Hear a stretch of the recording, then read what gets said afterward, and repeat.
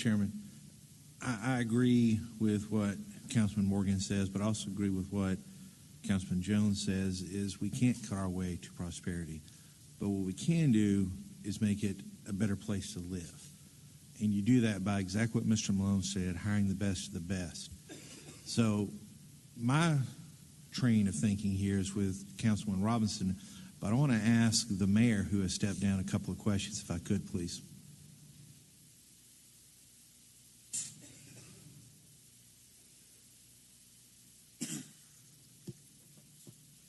Thanks for coming down, Mr. Mayor. Good afternoon.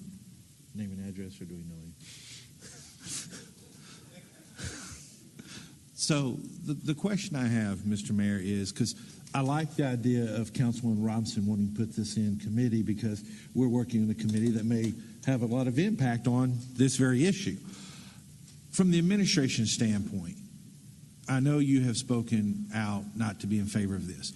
What are some things that the administration is thinking about working in conjunction with the council to solve this problem of getting the police numbers up, getting the fire numbers up, and doing exactly what Mr. Malone said, getting the best in here? Because quite frankly, when you have the best of the best, your city becomes the best. So what are some things that you guys are thinking about, Mr. Mayor?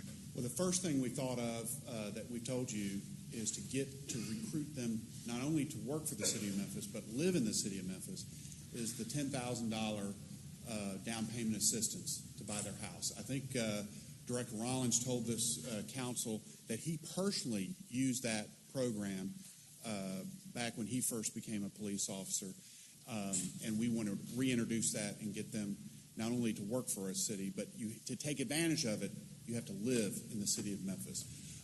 Now, with regard to recruiting police officers, and let me stop there. And we would love to work with your committee to think of any other imaginative things that we can do, not only to recruit them to work for us, but to live in the city of Memphis, to offer them the carrot as opposed to forbid them from working for the city. Now, we are working very hard to retain our current officers and firefighters and recruit others. You know, we have the advertising campaign that's going on. I do not have the numbers with me. Jill Medizek may, but of the officers who have qualified for the fall class, my guess is that 40 to 50% of them do not live in the city of Memphis. When we're 400 officers short, we want all those to come work for us, not half of those to come work for us.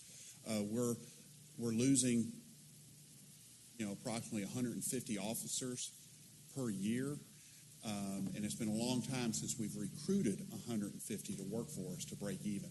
We've got to turn those numbers around. But the advertising campaign is working. We're getting more recruiters to do recruiting, going to campuses, the military, and so forth. We've worked with FedEx to streamline our process so there's not such a long wait in between the time you apply and the time you join the class. We've worked with y'all to do the January 1st raise, the July 1st raise, the rank of police officer 3 we created, because the officers, it's not just money, they want a way to advance themselves. We work almost every single day on how to retain and recruit officers, and as been said before, this will put us a step behind. I appreciate that, Mr. Mayor. With that, Mr. Chairman, I hope we can vote this down, give this city its best opportunity to hire police, fire, sanitation, every employee for this city. But at the same time, I would like to see Councilwoman Robinson's resolution in committee and really forming a group. And if it's the 10,000 home and safety, if it's getting back to letting people who live in the city drive cars home so there's a police car in the neighborhood, getting back to some of those things that enhances the neighborhood and makes people feel safe. I hope we put everything on the table to get this done. I just don't believe that limiting people to just living in the city of Memphis is a solution. So I encourage everyone to vote no on this. And again, thank you, Mr. Mayor, for your words. Thank you, Mr. Chairman. Thank you. Councilman Boyd. Thank you, Mr. Chair. First of all, let me say thank